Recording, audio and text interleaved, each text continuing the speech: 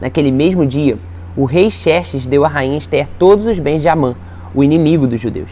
E Mardoqueu foi trazido à presença do rei, pois Esther lhe dissera que ele era seu parente. O rei tirou seu anel do dedo, aquele de selar, que havia tomado de Amã, e o deu a Mardoqueu. E Esther o nomeou administrador dos bens de Amã. Mas Esther tornou a implorar ao rei, chorando aos seus pés, que revogasse o plano maligno de Amã, o agadita, contra os judeus. Então o rei estendeu o cetro de ouro para Esther, e ela se levantou diante dele e disse: se for do agrado do rei, se eu posso contar com seu favor, e se ele considerar justo que se escreva uma ordem revogando as cartas de Amã, filho do agadita, Amedata, escreveu para que os judeus fossem exterminados em todas as províncias do império. Pois como suportarei ver a desgraça que cairá sobre o meu povo? Como suportarei a destruição da minha própria família? O rei Xerxes respondeu à rainha Esther e ao judeu Mardoqueu: mandei enforcar Amã e deu seus bens a Esther, porque ele atentou contra os judeus. Escrevam agora outro decreto em nome do rei, em favor dos judeus, como melhor lhe parecer, e selem com um anel do selo real. Pois nenhum documento escrito em nome do rei e selado com seu anel pode ser revogado. Isso aconteceu no 23º dia do terceiro mês, o mês de Sivan.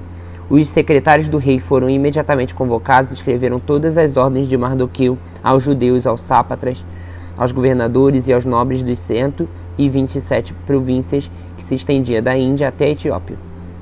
Essas ordens foram redigidas na língua e na escrita de cada província e de cada povo, e também na língua da escrita dos judeus. Mardoqueu escreveu em nome do rei Xerxes, selou as cartas com o seu anel de selar do rei e as enviou por meio dos mensageiros montando em cavalos velozes das estrebarias do próprio rei. O decreto do rei concedia aos judeus de cada cidade o direito de se reunirem e de se protegerem e de destruir, matar e aniquilar qualquer força armada de qualquer povo ou província que os ameaçasse, a eles, mulheres ou seus filhos, e o direito de saquear os bens dos seus inimigos.